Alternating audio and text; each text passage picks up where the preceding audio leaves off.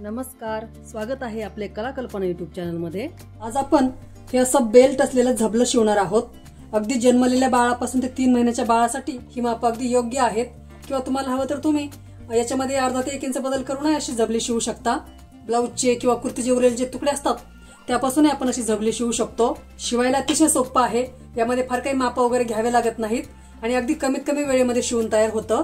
मला लहान बाळाच्या कपड्यांची ऑर्डर आली होती, त्यासाठी मी भरपूर प्रकारचे झबले शिवलेले आहेत।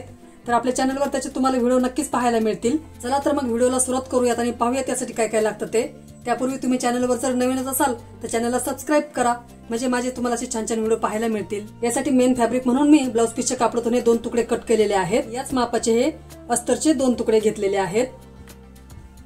याला बरोबर असं मध्यभागी फोल्ड करायचं आहे, म्हणजे तुम्हाला याची मी माप दाखवते। याचं कटिंग कसं केलेलं आहे ते। याची डबल फोल्ड घडी मी साधारण 6.5 इंच घेतली आहे। याची उंची मी 13.5 इंच घेतलेली आहे। तुम्हाला हवं तर तुम्ही यामध्ये थोडासा अर्धा ते 1 इंच बदल करूनही माप घेऊ शकता। इथं शोल्डर मी 4 इंच घेतलेला आहे आणि मुंडाही 4 इंच घेतलेला आहे। खांद्यावरच्या बेल्ट साठी मी मेन फॅब्रिकच्या 2 आणि अस्तरच्या 2 पट्ट्या कट केलेल्या आहेत। याची रुंदी 2.5 इंच आहे आणि उंची साधारण 6 इंच घेतलेली आहे। आता इथे एका बाजूला सरळ आहे आणि दुसऱ्या बाजूला थोडासा गोल आकार दिलेला आहे, तर यासाठी ही पट्टी बरोबर अशी मधोमध दुमडायची आहे आणि इथे थोडासा असा गोल आकार देऊन कट करायचा आहे। आधी आपण हे बेल्ट तयार करून घेऊयात। मेन फॅब्रिकच्या सुलट बाजूवर अस्तरची सुलट बाजू ठेवायची आहे आणि इथं 3ही बाजूंनी अशी टिप देऊन घ्यायची आहे। अशा प्रकारचा झबला आपण सिंगल कापडापासूनही शिवू शकतो, परंतु माझ्याकडचा हा जो ब्लाऊज पीस होता तो फारच पातळ होता, त्यामुळे मग मी त्याला अस्तर लावून शिवलेला आहे। इथे छोटे छोटे कट द्यायचे आहेत। असे कट दिल्यामुळे पट्ट्या उलटवल्यानंतर छान फिनिशिंग मध्ये दिसतील। आता या पट्ट्या अशा उलटवून घ्यायच्या आहेत। तर पट्ट्यांना मी वरती जो गोल शेप दिलेला आहे त्याऐवजी तिथं तुम्ही त्रिकोणी शेप देऊ शकता किंवा चौकोनी शेप दिला तरी चालेल। आता यावर तुम्ही इस्त्री करून घेऊ शकता किंवा दापटीप दिली तरी चालेल। तर इथे मी दापटीपच देऊन घेणार आहे। आपल्या चॅनलवर लहान बाळासाठीचे झबल्यांचे अगदी छान छान आणि सुंदर असे प्रकार मी शिवून दाखवलेले आहेत।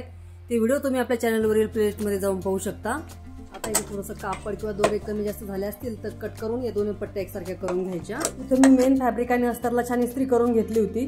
कोणताही कपडा शिवण्या अगोदर कापडाला इस्त्री करून घ्यायची, त्यामुळे मग आपली माप चुकत नाहीत। अस्तरच्या सुलट बाजूवर मेन फॅब्रिकची सुलट बाजू ठेवायची आहे आणि ते खालच्या बाजूला एक टिप देऊन घ्यायची आहे आणि त्या मुंड्याच्या बाजूला अशी 3 बाजूने टिप द्यायची आहे।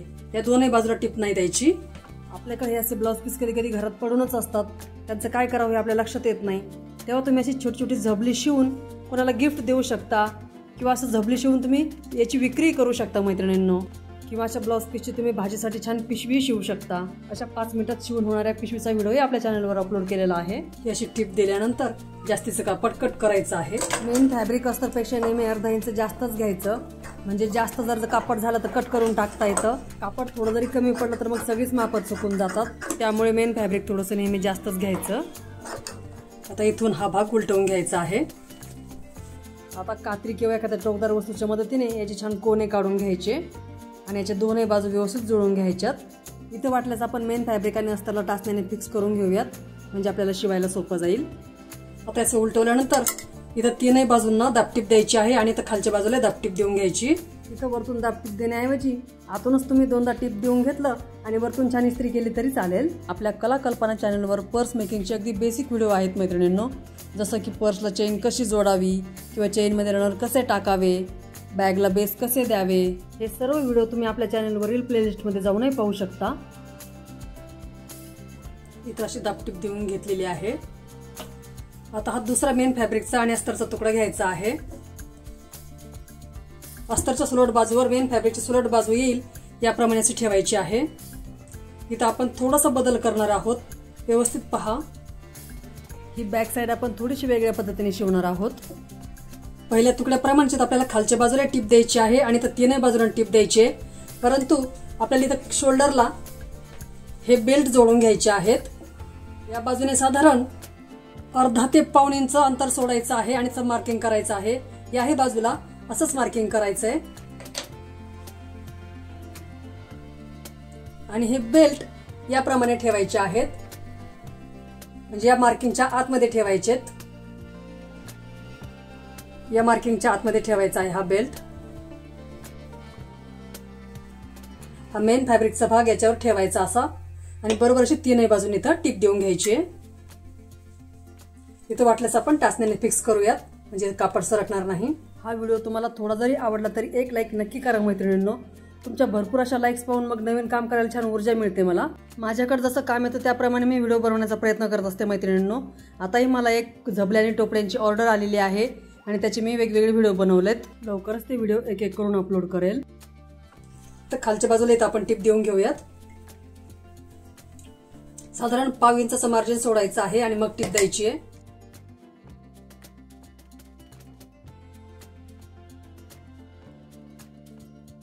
इथं अशी टिप दिल्यानंतर इथं छोटे छोटे कट द्यायचे आहेत.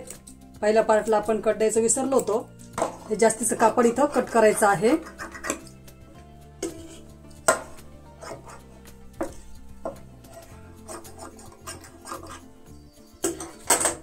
इथं गोल आकारामध्ये छोटे छोटे कट द्यायचे आहेत.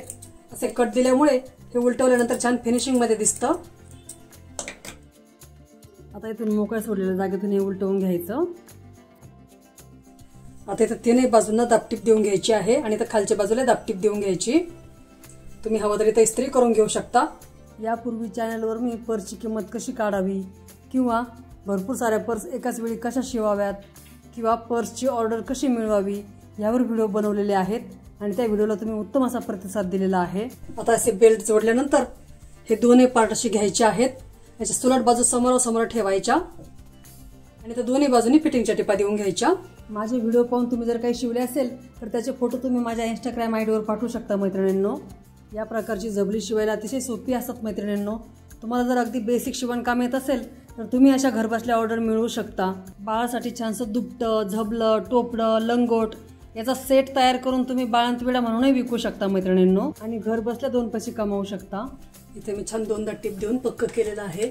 आता हे झबलं आपण उलटवून घेऊयात. खूप सुंदर आणि फिनिशिंग मध्ये शिवलं गेलेलं आहे. पाहू शकता तुम्ही, अतिशय सुंदर दिसतंय. आता हा जो बेल्ट लावलेला भाग आहे हा आपला आहे मागचा भाग. ते जे बेल्ट आपण जोडलेलं नाही तर हा आहे आपला पुढचा भाग. आता पुढच्या भागाला आपण इथं 2 बटन लावणार आहोत आणि ही जी टोका आहे त्या बेल्टची इथं काज करायचं आहे. बरोबर या काजामध्ये बटन टाकलं की आपले छान असे बेल्ट तयार होतील. या अशा बेल्ट ऐवजी तुम्ही या दोन्ही खांद्यांवर नाड्याही करू शकता. इथं शर्ट किंवा ब्लाउजला जे बटन वापरतात ते बटन लावणार आहे मी. इथं तुम्ही आपण ब्लाउजला किंवा ड्रेसला जे टच बटन लावतात त्याचाही वापर करू शकता. अशा प्रकारचं हे बेल्टचं झबलं तुम्ही लहान बाळ, मुलगी असेल किंवा मुलगा असेल दोघांसाठी वापरू शकता. तेव्हा हे शिवायला अतिशय सोपं असलेलं झबलं तुम्ही नक्की शिवून पहा. आज अगदी सोप्या पद्धतीने हे झबलं कसं शिवायचं बघितलेलं आहे मैत्रिणींनो. हा व्हिडिओ तुम्हाला जर आवडला असेल तर व्हिडिओला लाईक करा. तुम्ही लाईक केल्यामुळे युट्यूब माझे व्हिडिओ इतरांसमोर आणतं आणि हा व्हिडिओ जास्तीत जास्त ग्रुपमध्ये शेअर करा. तुम्ही चॅनलवर जर नवीनच असाल तर चॅनलला सबस्क्राईबही करा आणि बाजूला जी बेल म्हणजे घंटा दिलेली आहे त्यावर प्रेस करा, म्हणजे माझे येणारे व्हिडिओ सर्वात आधी तुमच्यापर्यंत पोहोचेल. संपूर्ण व्हिडिओ पाहिला त्यासाठी धन्यवाद. चला तर भेटूया अशाच एका नवीन व्हिडिओमध्ये.